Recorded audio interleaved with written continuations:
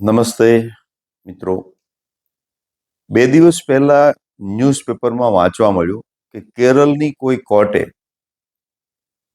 એક એવો ચુકાદો આપ્યો જેમાં કોઈ વાલીએ વિદ્યાર્થી ઉપર હાથ ઉપાડવાને કારણે શિક્ષક પર કેસ કરેલો.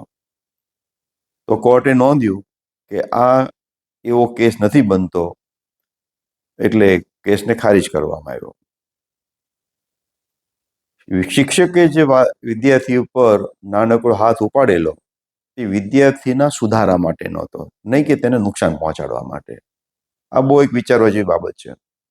એક કાયદો બન્યો કે વિદ્યાર્થી પર હાથ ન ઉપાડવા, એ સારી બાબત છે.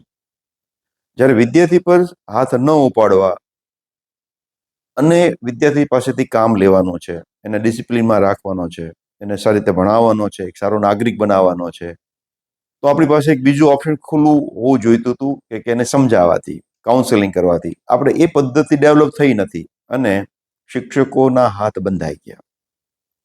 અને શા માટે શિક્ષક પોતાની જવાબદારીએ વિદ્યાર્થીને કડકાઈથી કામ લે? તેને શું છે એવું અત્યારે વિચારતા થઈ ગયા કે મારે શું, કોઈનું બાળક છે તો મારે શા માટે ઉપાધિ હોરવી જોઈએ? જે લાગણીનો સંબંધ હતો એ ઓછો થતો જાય. તો જ્યાં સુધી આપણે સમજાવવાની પદ્ધતિ વિકસી ન જાય ત્યાં સુધી જો વિદ્યાર્થી પાસેથી કડકાઈથી કામ ન લઈએ તો ભવિષ્ય ધૂંધળું બને. આપની જાણમાં હશે જ કે ગયા વર્ષે બ્રિટનની અમુક સ્કૂલોએ ખૂબ જ કડક હાથે કામ લેવું એવું નક્કી કર્યું. કારણ કે વિદ્યાર્થીઓ, બાળકો કામ કરતા ન હતા, ડિસિપ્લિનમાં રહેતા ન હતા. તો એની તેવી સ્કૂલની અત્યારે ડિમાન્ડ છે.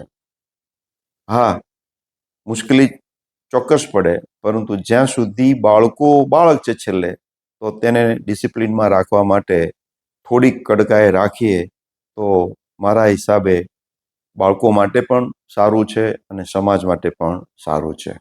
આપણે બધાએ સાથે મળીને આ વિચારવું જોઈએ અને તે મુજબ આપણે કામ કરવું જોઈએ. આભાર.